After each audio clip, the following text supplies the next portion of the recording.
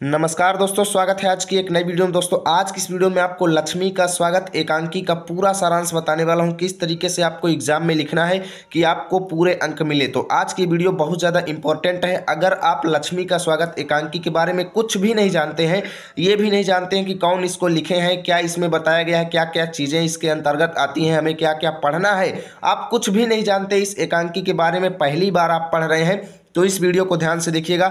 अगर आपको कुछ भी समझ में नहीं आया ना तो वीडियो को डिसलाइक करके चले जाना, मैं ये गारंटी के साथ कहता हूं। लेकिन इससे पहले, डिसलाइक करने से पहले वीडियो को ध्यान से देखिएगा, यही मेरी शर्त है, ठीक है ना। आपको एक एक शब्द आपके दिमाग में जाएगा और पूरा बेहतरीन तरीके से समझ में आएगा। यही चैलेंज लर्न विथ आरपी का हर वीडियो में रहता है, ठीक है ना। तो चलिए बिना देरी किए वीडियो को शुरू करते हैं और पूरी एकांकी आपके दिमाग में छापते हैं। तो देखिए, एग्जाम में अगर ये एकांकी आ जाए और आपको कहा जाए कि लक्ष्मी का स्वागत एकांकी का सारांश लिखिए, तो सिंपल सा आपको ऐसे ही हेडिंग डाल देना है, ठीक है। लाल स्केच का यूज नहीं करना है, ध्यान देना।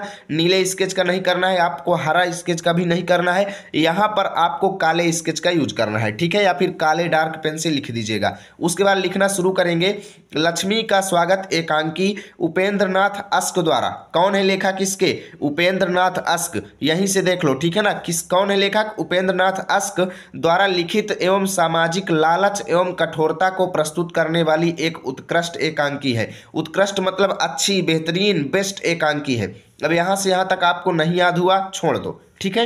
नहीं याद हुआ, छोड़ दो, कोई दिक्कत नहीं। आप यहां से भी एग्जाम में डायरेक्ट लिख सकते हो कि इस एकांकी का संक्षिप्त सारांश इस प्रकार है, क्योंकि एग्जाम में आपसे सारांश पूछा गया है। पहली बात तो इतना आप देना चाहें डिटेल तो दे सकते हैं, नहीं डायरेक्ट यहां से लिखो कि इस एकांकी का संक्षिप्त सारांश इस प्रकार है, ठीक है।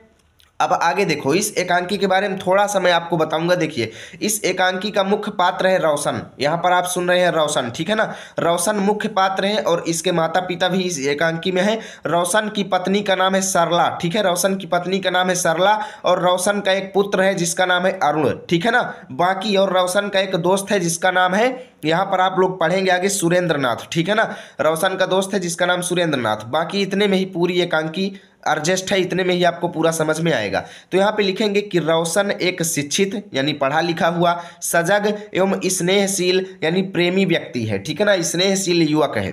उसके बाद उसकी पत्नी सरला स्वयं तो परलोकवासी हो गई। इसका मतलब यह है कि रोशन की पत्नी यानी सरला की मृत्यु हो गई थी, ठीक है।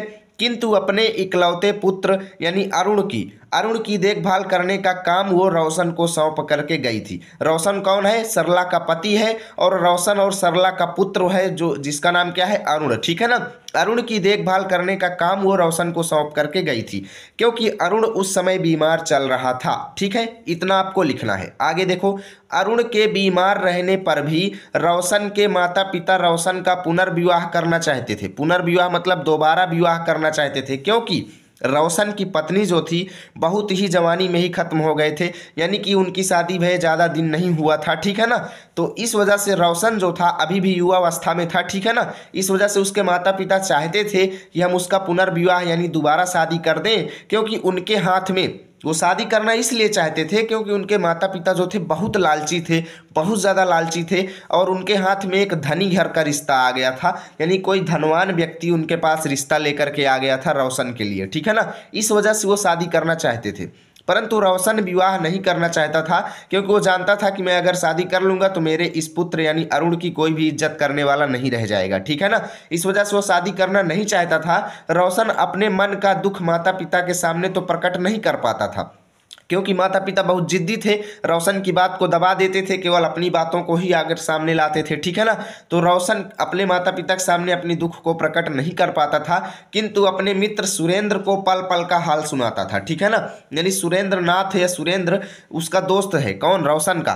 तो रोशन जो है सुरेंद्र को अपनी पूरी मनोस्थिति को बताता था कि यार ऐसा दुख है, मेरे माता पिता मेरी बात तो सुन नहीं रहे हैं, ठीक है ना। सब कुछ बताता था। बहुत मनाने पर भी रोशन के माता पिता नहीं मानते, ठीक है, और वह पुनर्विवाह कराने की जिद करते हैं।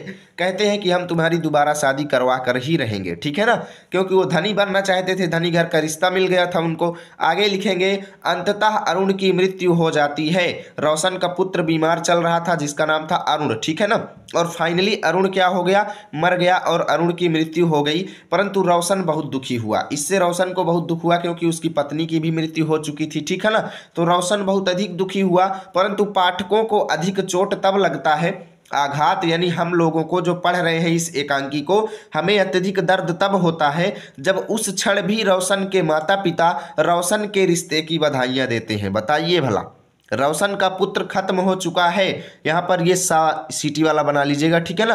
रोशन का पुत्र खत्म हो चुका है, लेकिन इतने पर भी रोशन के माता पिता उसे उसके रिश्ते की बधाइयां दे रहे हैं। बताइए ऐसा कोई माता पिता होना चाहिए? बिल्कुल नहीं होना चाहिए, ठीक है। यहीं से यह एकांकी समाप्त हो जाती है। उम्मीद करता हूँ बेहतरीन तरीके से समझ में आया होगा। कंजूसी नहीं करना, लाइक शेयर भर भर के देना, ठीक है ना। और आप सभी को इसकी PDF चाहिए तो टेलीग्राम पर जाओ, लर्न विथ आरपी लिखो, हमारा चैनल आएगा, वहां पर आप लोगों को इसकी फ्री PDF मिल जाएगी। उम्मीद करता हूं वीडियो अच्छी लगी होगी। प्लीज वीडियो को लाइक और शेयर जरूर करें ताकि रोजाना की ऐसी वीडियो अब तक सबसे पहले पहुंचेगी।